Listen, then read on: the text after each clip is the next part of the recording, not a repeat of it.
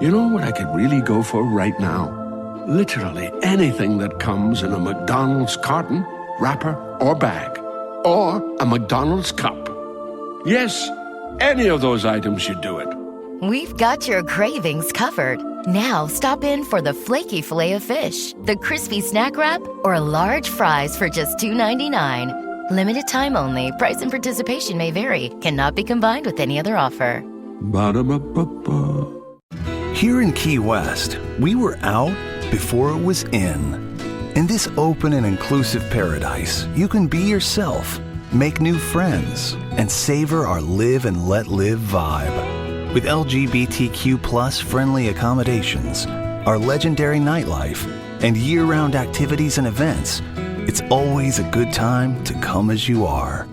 Key West, close to perfect, far from normal.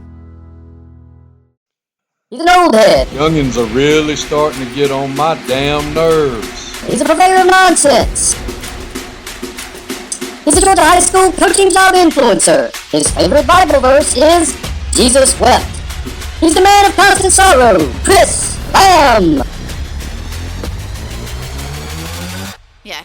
Welcome to Son Coaches Podcast, and today I'm with Valdosta High School's co-OC and offensive line coach, Marcus Gowan. Coach, thanks for being with us.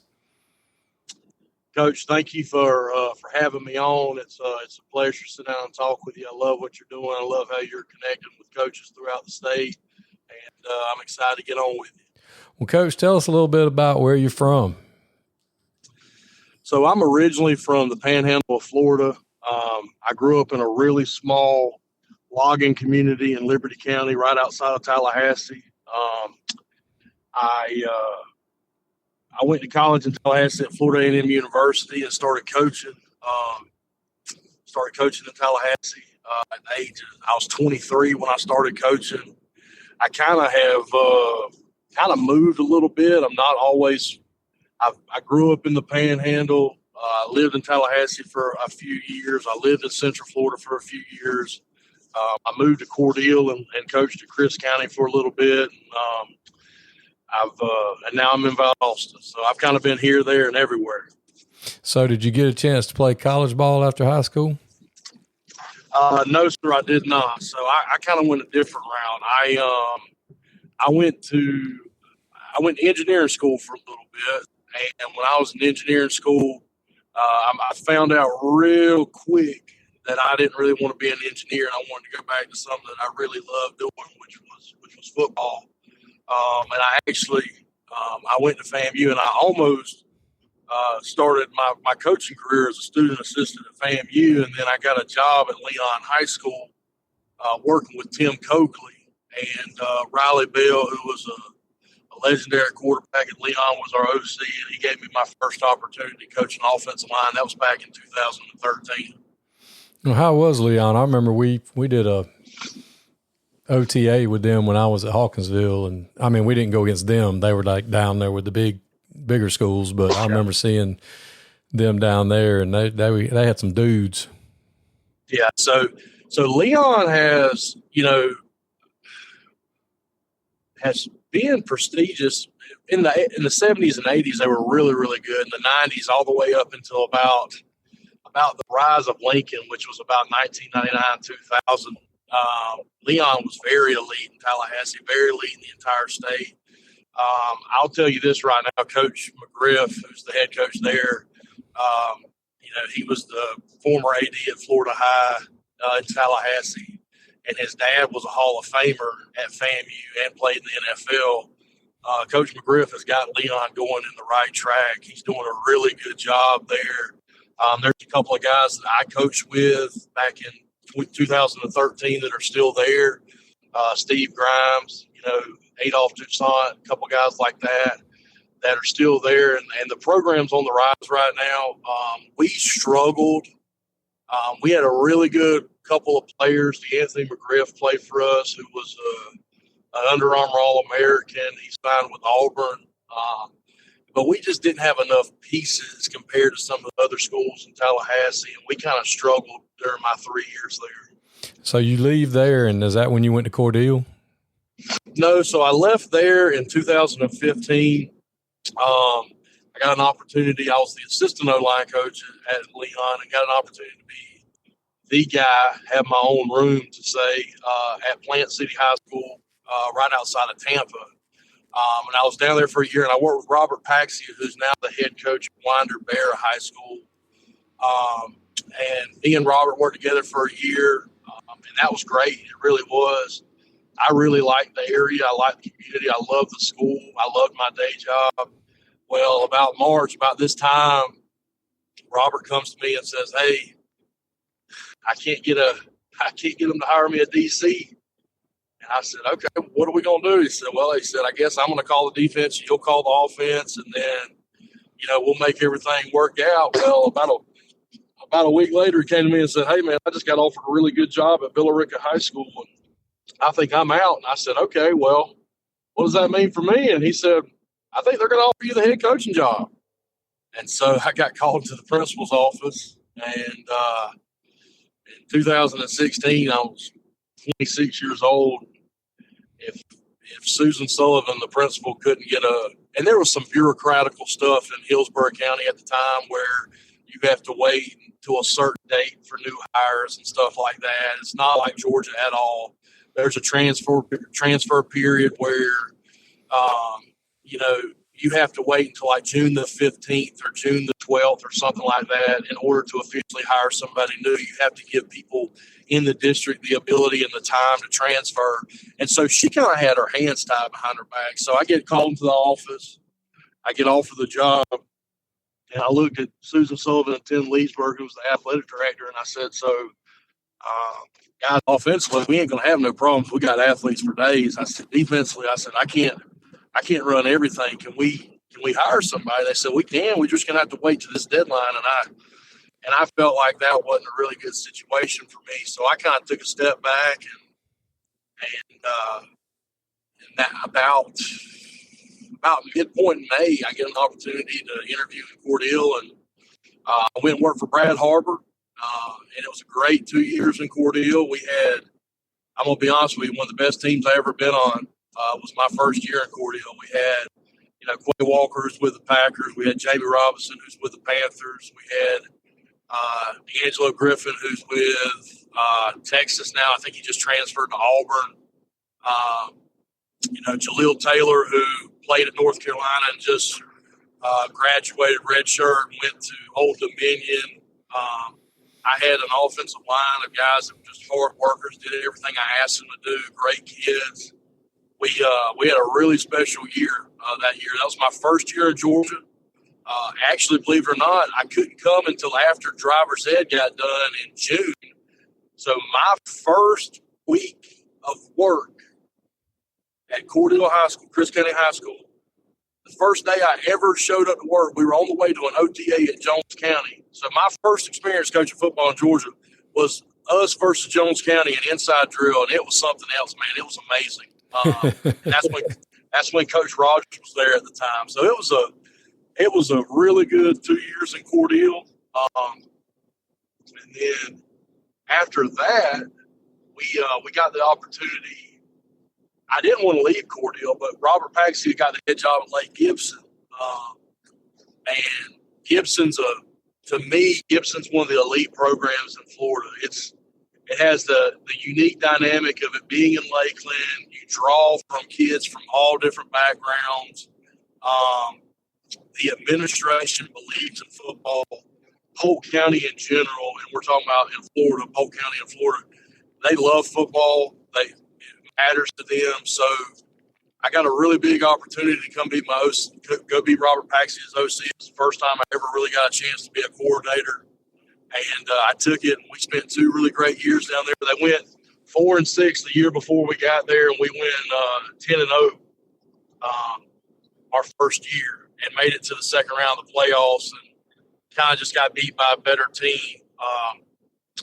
And then my second year, we actually ended up going to the semifinals and losing to Palmetto, which is Palmetto's generally a pretty strong Final Four, Elite Eight team. It's kind of similar to Braden River, some of them Manatee County schools that are really loaded with athletes. But yeah, and then after that, man, we moved up to Valdosta, so we're here now.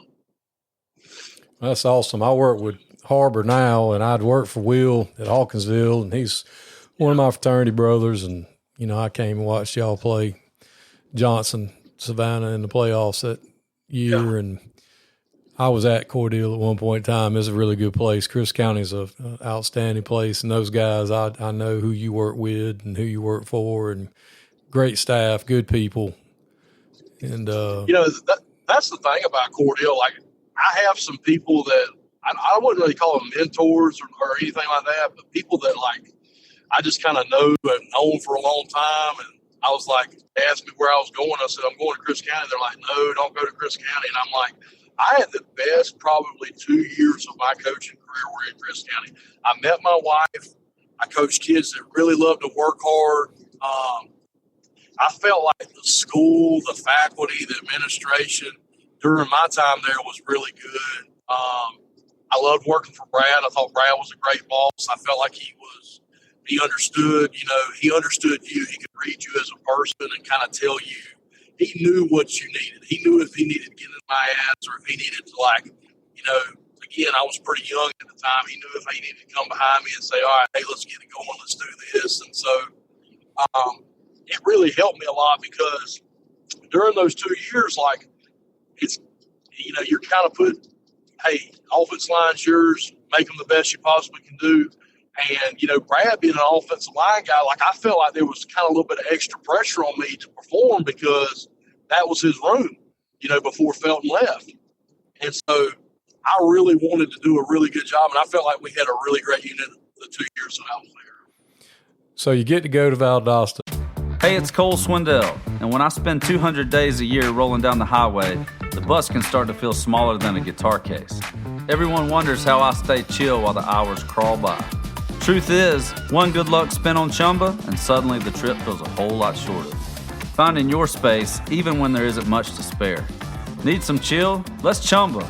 No purchase necessary. VGW Group. Void where prohibited by law. 21 plus TNC Supply. Sponsored by Chumba Casino. The winningest program in the history of ever. And so how are things in Valdosta? How's that, you know, getting to go there, which some people would say is like a dream destination job? It's awesome. So it's like one of the things that Coach Felton says, it's like it's 4th and 1 every day. And that's really how we treat it. You know, we really, I think we practice for perfection. We obviously don't ever achieve perfection, but we practice it. We have a mindset that we're going to be great every day. And that comes from our head coach, which I think he does an amazing job, down to the coordinators, down to myself and Jeff, and down to our assistant coaches, and then down to the players. I think that the experience of walking out of the tunnel at Bazemore Hyder when you play Lowndes on September in the fall is something that if you have the ability as a coach to do, it'll change your life. It'll literally send a shock through your body. It'll send chills up your spine. I'll say this, that, you know, big-time players make big-time plays in big-time games. Well, for me, it's like I feel like big-time coaches want to coach in big-time games. And that's one of the things that Coach Felton has always said to me, you know, kind of being one of my mentors as far as trying to, you know, prep me for my head coaching, you know, destination. You know, he's always talking about, you know, don't settle, you know, achieve greatness. And so one of the things that, you know, he's always said that he wants to play in the games that are big. Like we played last year at Massillon, Ohio, in front of 20,000 people on national television.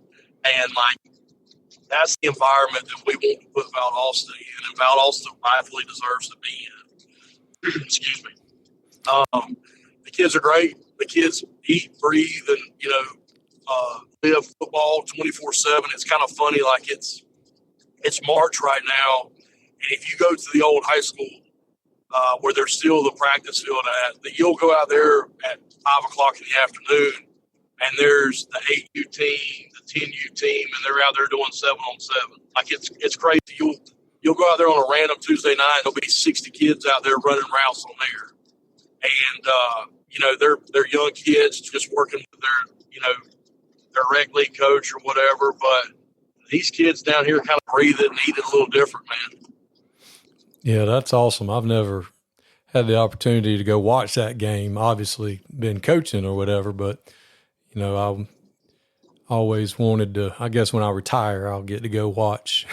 I'll get to go see some of these great classic matchups, and I'll obviously never be a part of it, but it'd be cool to get to stand down there and watch it. I know when I was at Northside, we were in the region with Valdosta.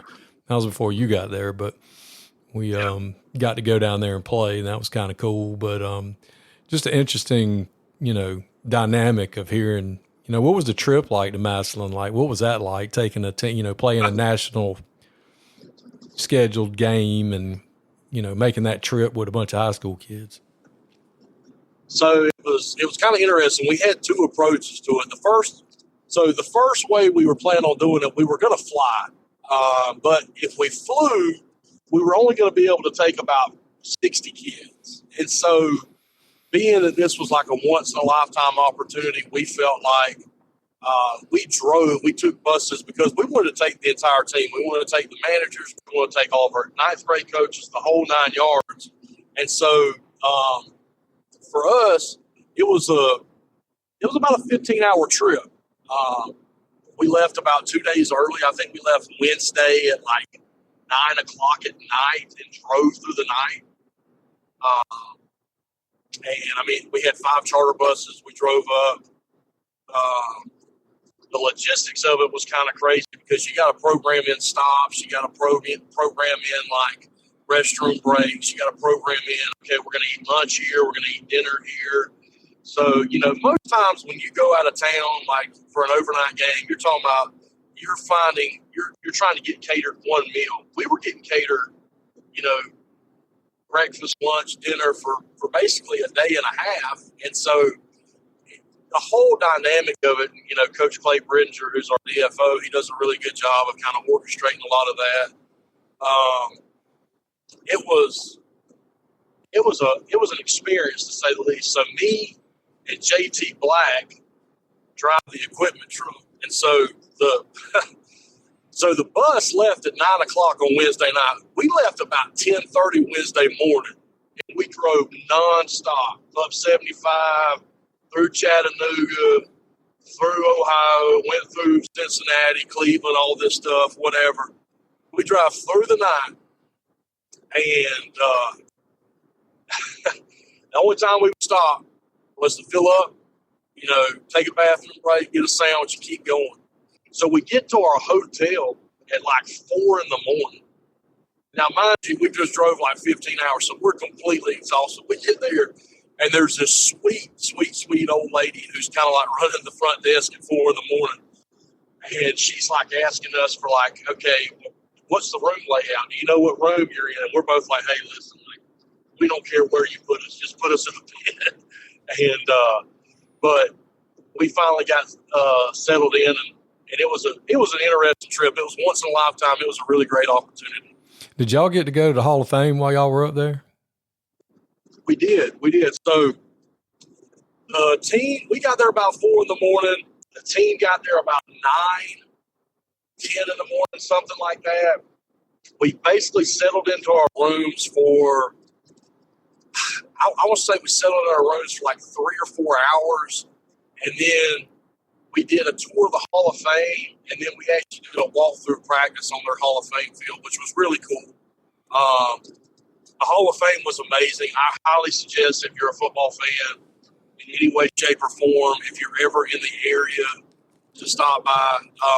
I thought it's just, first off, it's a lot bigger than you think it is. It's a massive building. It's got all kinds of different, they have all the shrines of all the players that have been inducted into the Hall of Fame. They have, we went through a presentation that was called like the evolution of the helmet. And so it goes back and shows you the original helmet. And there's a couple of guys there that are like from Rydell that are like experts on helmets. And they showed us all these different helmets and how the technology had advanced. I thought it was a pretty cool experience. Yeah, I've got a friend that is from that area right outside of Cleveland, and we went up to visit one time, and we got to go, and it was right when they were doing renovations to expand it. And I tell people all the time that it was awesome, but when you go in that room where the busts are, I don't know if they put something in there to make you feel that way, or if it was just different. Like you walk in there and you get like your hair stand up on the back of your neck. I mean, it's just different. That's what I'm talking about, man. So like you go in there with the bus door like you're talking about, and like for some reason it's like all the lights are out except for these 2 lights. It's dim. There's like this aura about it. They're feeling, and it's like, dude, you're walking around, you're seeing like the bust of like Larry Zonka and Dan Marino. I'm a huge Dolphins fan, so like it was just different, man. It was completely different. I completely understand what you're talking about. Yeah, I took pictures of like my favorite players, like Barry Sanders, and he was my favorite, and Walter Payton, people like that. And all of my pictures were fine. Like it was on a camera and all the other stuff. But when I got them back, I kid you not, the eyes on them were red, like the old red eye. Yeah. And I was like, they're possessed. Those busts they're different. They got something going on with them. But it was neat. That's cool that y'all got to take the kids to that. So, ultimately, I know you want to be a head coach. So, how's that process been going? I know you've been in the mix for a few. we're not going to name names, but what's the process with that? And, share with some of the other younger guys that are making that move. You are a younger guy that's moving into middle age and ready to make that step. So, what's that process been like? So it's been different. I know you had the head coach from Long County on last week, and I kind of feel what he was talking about, him being from the north. Like I'm from Florida, so I'm kind of an outsider. I wasn't born in Georgia. I wasn't, didn't play here, not a household name. So for me, it's kind of been different trying to get my name out there and trying to get exposure. And what I'll say to a lot of assistant coaches is like, guys, I never in a million years thought I'd be the assistant head coach and, co-OC and offensive line coach at Valdosta High School. When I started this career, like when I first started coaching at Leon High School, man, I said, I love Leon. I'm never leaving Leon, go Big Red. And that was it. But what I realized is you work really hard, you keep your nose to the grindstone, you do what you're supposed to do, and then people will recognize it. I just remember after my first year at Valdosta, like I really didn't know how I was doing.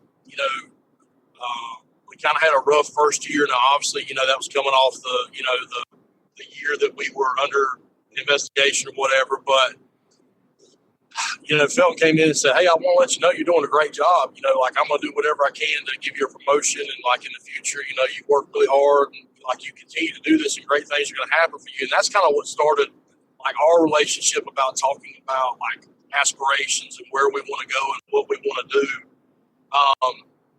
Tyler Reddick here from 2311 Racing. Another checkered flag for the books. Time to celebrate with Chumba.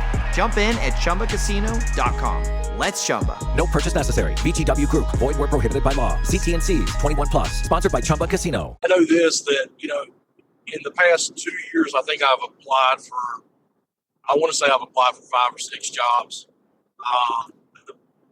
And I've interviewed for 5 of the 6. And what I tell coaches is if you feel like you have a connection, if you feel like you have something that kind of connects you to the place in some way, shape, or form, and that's kind of what, you hear PJ Fleck talk about culture all the time. Culture is just the connecting of people being on the same page. And so if you have something that connects you to the culture of that school or that program, then I say by all means, you need to put your hat, in the mix. You need to apply. You need to try. Because you gain so much in the interview process. I interviewed for a job this January that I lost to a guy who's, coaching pedagogy, coaching pedigree, whatever you want to call it, resume. I'll never be able to compete with him. And during that process, like I thought about it, I said, you know what? I got better as a coach because, during this process, I learned so much more about, how to deliver myself, how to be prepped for an interview in every way, shape, or form, which I've been prepped for every interview. But I'm just saying that as a coach, you have to, you never know what you're going to do until you try to do it.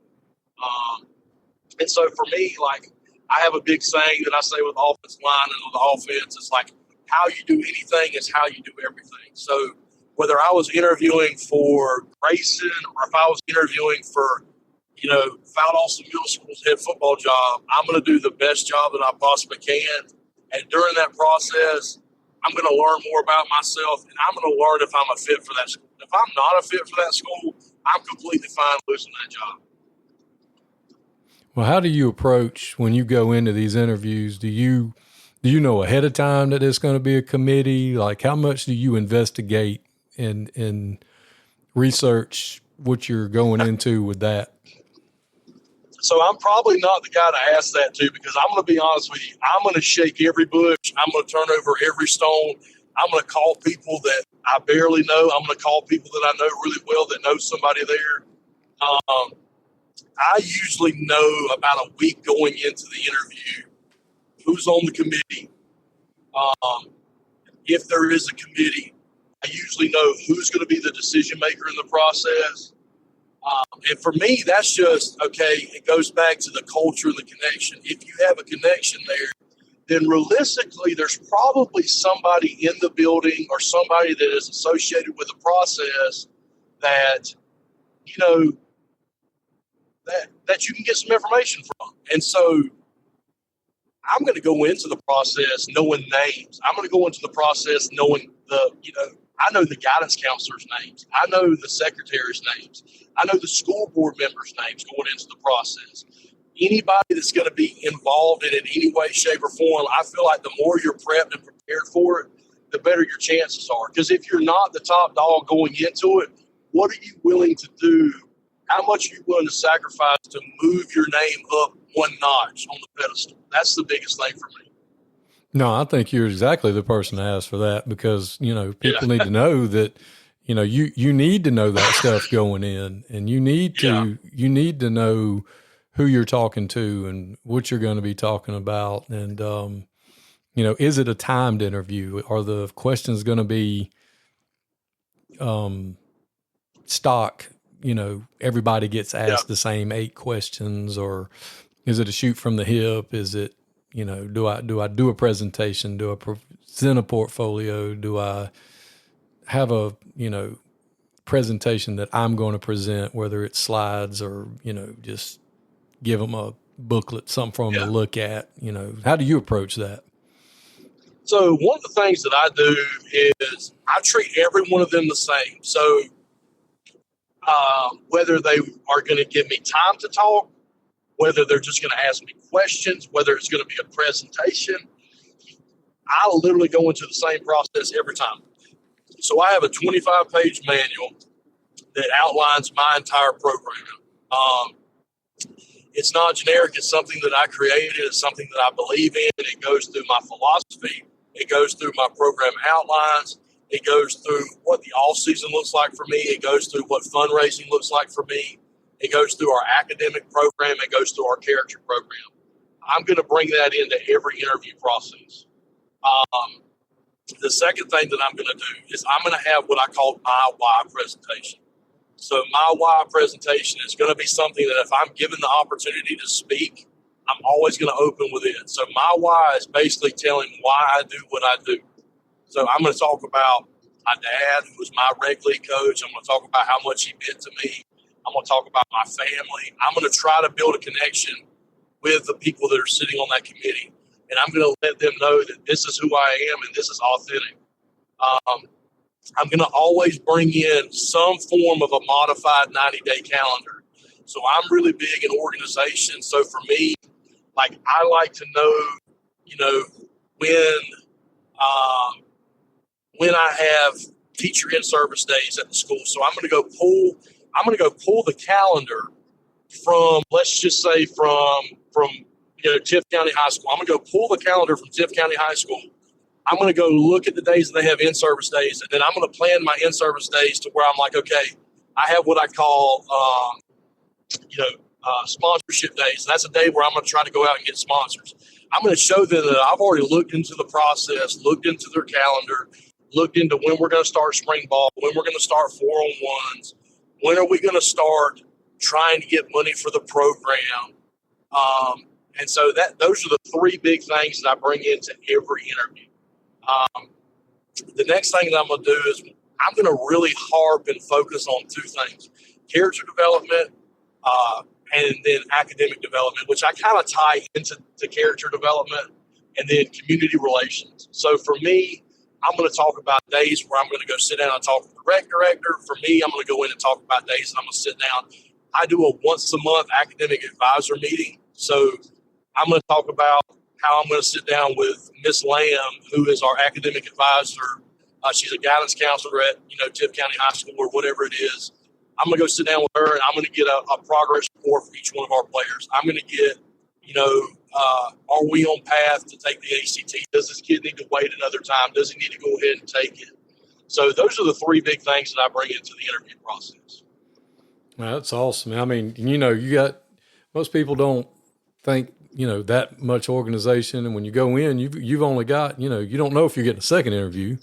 So that first interview, you have to go in and knock it out of the park and show them as much as you can in whatever allotted time they give you.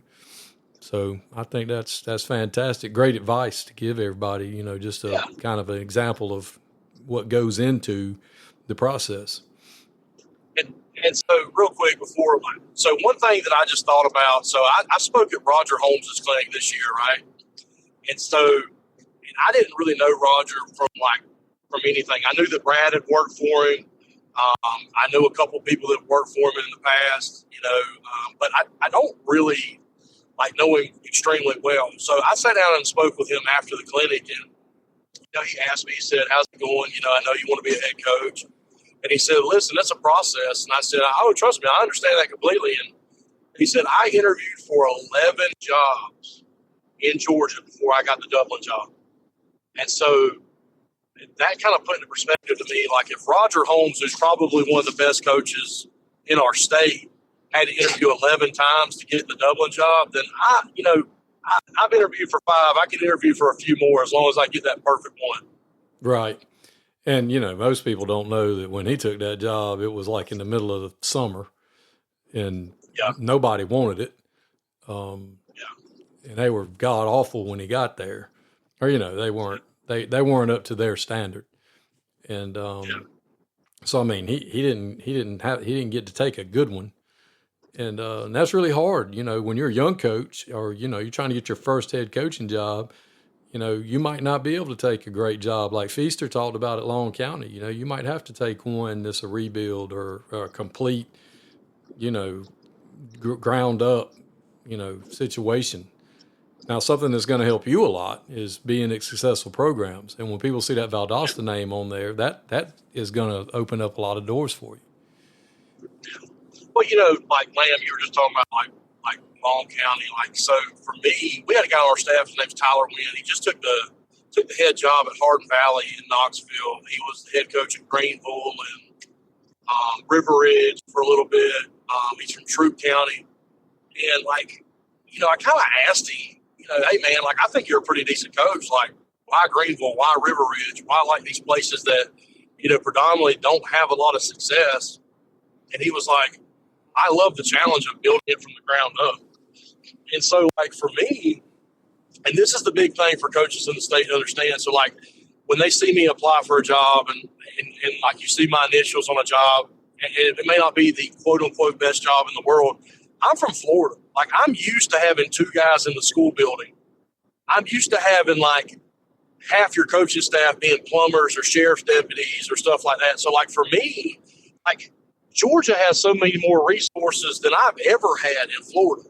So, if you just give me an opportunity at a place, I'm going to work hard enough that I don't need all those people, and then I'm going to have success, I feel like. And then when I have that success, you're going to turn around and reward me with hiring me coaches and doing things of that nature. So that's something I've told people. I'm once I got to go down to Florida and work speak at the FACA and then speak at the Nike in Orlando and meet a lot of the Florida guys, I'm like, no wonder these guys come up to Georgia, for the money, number one, but no wonder they don't mind taking whatever job because they're used to dealing with nothing. You know? Yeah. Man, we were at a school that had 2,700 kids. 2,700 kids. The head coach was a sped co-teacher. I was a driver's ed teacher, and we had one other teacher or one other football coach in sped. We had 3 football coaches on campus at a 2,700 7A high school in the state of Florida. So, like, guess who's having to go flip laundry? Guess who's having to go inventory the helmets or get them off the truck or whatever? Like, there's not a whole lot of people to call on to get help. Yeah, it ain't Billy that's working third shift last week at the paper mill. Yeah. That's helping you at practice when he can. Yeah. And I think Georgia coaches need to understand that there's a lot of people that have it a lot worse. Dude, they're so spoiled. I mean, like, don't get me wrong. Like, there's a lot of guys I work with that are really hard workers, and I've worked with some really great coaches in the state. But until you go down to some place like Hillsborough County where everything's completely backwards, and you coach down there where it's a centralized funded, county where, oh, coach, you don't get to pick what you buy. We buy it for you. And so you're getting like air helmets, and you're getting shut jerseys and stuff of that nature. Like you're getting what you get from the county. They're buying your knee pads for you, and your budgets. You don't have a budget, and you're having to paint the field and line the field. And oh, by the way, there's only one other coach in the building with you. So guess who's doing it all? You and him. Oh, well, no, we're not getting a sub for you. You're going to do it during your plan up here and do it after school. I'm not saying they're spoiled, but like until you've lived and worked in an environment where like there's no resources available, like you go to your athletic director and like you ask a question about a hire or about money or about getting this done, and he's like, there's nothing I can do. Like our ACs don't work. Like we're worried about fixing the ACs here. We're not worried about football. Right. And it's just completely different. Yeah, a lot of the metro, areas in Georgia are like that. I mean, Augusta-Richmond County is a single system. DeKalb, Muskogee, Savannah, a lot of those guys, they're dealing with the same thing. And Coach Davis talked about it the other day on his episode where he was like, yeah, you wonder why, they're like, man, they got all these athletes, and you think but you're having to deal with a lot more than, Middle and South Georgia coaches. You don't think about it because it's basically, regardless of the size of the school, it's like you're running a small college program. Yeah. Because if you need something, you just go get it or, make a phone call or, you don't really worry. And when you're an assistant coach, I mean, you're a little bit different because you're higher up the food chain at Valdosta. But when you're let's say I'm working with you guys, I'm the linebackers coach. I'm not worried about, whether the kids need a girdle. Man, go get a girdle. Coach, I need a mouthpiece. Man, go get them out. I got some in my pocket. Here's a mouthpiece. Knock out 10 push-ups. Give me 5 push-ups or something. You know what we do, stuff like that. Yeah. You ain't worried about stuff like that. Where in other places you're like, mouthpieces, and you have to give me $1. You get one for free. You have to pay for the next one, son. Or you're putting $1 in there because the kid ain't got the. Or you're going to buy the mouthpieces because the kids don't. The kids can't pay for it, and the school can't pay for it, and you're like, well, we got to have mouthpieces, stuff like that. Yeah. But when you're in the Middle or South Georgia program, you don't think about, camp shorts and spirit packs now is what we call them, but like Coach Davis said, and the lady asked about, how much are the spirit packs? Spirit packs, we pay for that. What are you talking about? At Valdosta, the linebackers coach's biggest responsibility is getting on a Friday night. That's the biggest thing. Yeah, see ball, get ball. Yeah. I mean, he really, to be honest with you, his job is to coach and make sure they got great energy in the weight room. I mean, and that's completely different for somebody that's at Muskogee County or that's somebody like in Albany or something like that, where that person might also have to be a sped teacher or have to be, a college and career counselor or, have 15 other different duties. Like, we're very fortunate in that regard. Yeah. I mean, I'm teaching sped and I've got a caseload and I have to write IEPs and do all this other stuff. And I just coach a position, so it doesn't really affect me. I don't really care, and I've been doing it long enough and I'm old enough that, I know how to play it and get it right. Yeah. But, being a coordinator would be different, because something's got to something's got to give. But in y'all situation, it's set up a little bit different, which, y'all play. You don't have any cupcakes on the schedule. You don't have any off Friday nights. And outside of Lowndes, what would you say is the funnest game for Valdosta to play? It's got to be Moultrie, man. It really has to.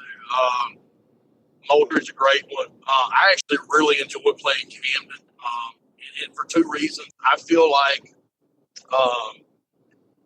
Coach Aaron and his team, and obviously, I know he's retired and move on, but this past year we ran for 3,700 yards. We were basically a wing team, offense in the gun. We really are more of a power spread offense, and we would run the ball and we would run buck sweep, and our biggest thing was we're gonna buck you to death, and we're going to buck you so many different ways, and just seeing him and his his offense, which is so I know this is going to kind of sound weird, but so poetic, in the way that he runs it, that we're over there running a very similar modified version of it for us with unbalance or with motions or what we call displacement. It was just great to watch us go and score, then watch them try to score on us, and just kind of because you're kind of seeing the same thing but a different version of it.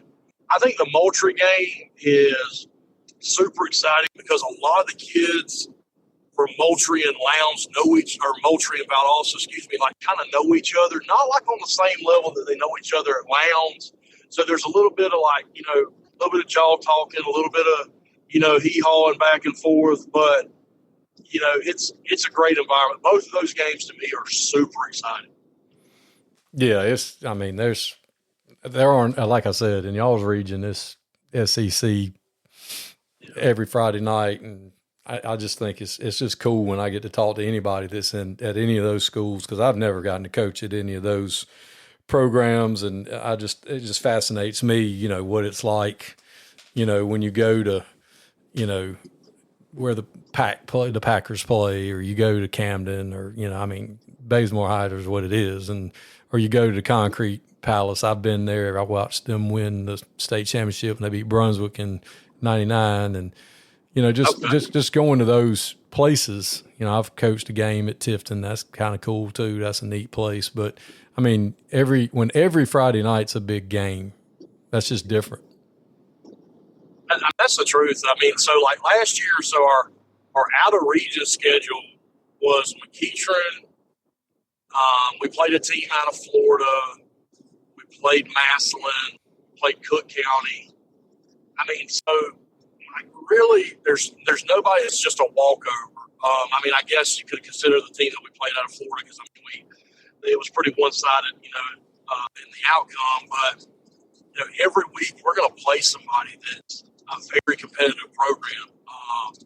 We're going to play, now that we've added Tifton back to the region, we're going to add another quality opponent. Because I'm going to be honest with you, I don't know really Coach. I know Coach Littleton from afar. I think what he's done at Bainbridge is really special. I think a lot of people don't realize how much success that he's created at Bainbridge. I think that he's going to turn around and have similar success at Tifton. I think that that's going to be, and it may take time, but I think that it's going to be another, one of those power SEC schools is going to emerge, with Lowndes, with us, with Camden, with Colquitt. So now you're talking about adding another quality region opponent. We're traveling and playing in Tampa this year. We're playing Jesuit High School, which is, a really good, Catholic program. I think we're going to play South Gwinnett, which is a pretty good program. But we don't really have any cakewalks on our schedule. And we're never really going to have any cakewalks on our schedule. We're going to be really young this year. It's going to be really interesting. I had 4 guys up front that graduated last year, and I've got a bunch of really good pieces. I've got a good problem to have. I've had a bunch of guys that have been twos that are going to be seniors and juniors, and I got a bunch of sophomores that are going to be really special. So I've got a good problem to have this year as far as depth. So I'm kind of excited to see how it all fills out.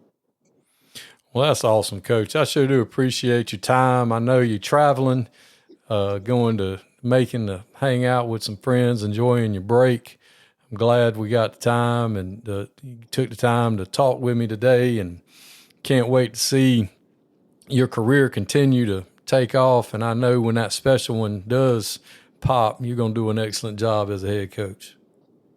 Well, Coach, I appreciate your time. Thank you so much for having me. I have enjoyed it. I'd love to do it again in the future. You take care, and I'll talk to you soon.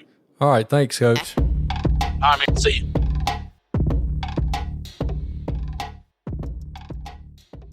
Tyler Reddick here from 2311 Racing. Game night's fun until someone spends 5 minutes lining up one shot. Chalk, breathe, re-chalk, still aiming. While they figure it out, I fire up Chumba Casino. I can spin anywhere, anytime, and there's always a new social casino game every week. Spins happen way faster than that shot. Play now at ChumbaCasino.com. Let's Chumba. Sponsored by Chumba Casino. No purchase necessary. VGW Group. Void where prohibited by law. 21 plus. Terms and conditions apply. If you work in university maintenance, Grainger considers you an MVP because your playbook ensures your arena is always ready for tip-off. And Grainger is your trusted partner, offering the products you need all in one place, from HVAC and plumbing supplies to lighting and more. And all delivered with plenty of time left on the clock, so your team always gets the win. Call 1-800-GRAINGER, visit Grainger.com, or just stop by. Grainger, for the ones who get it done.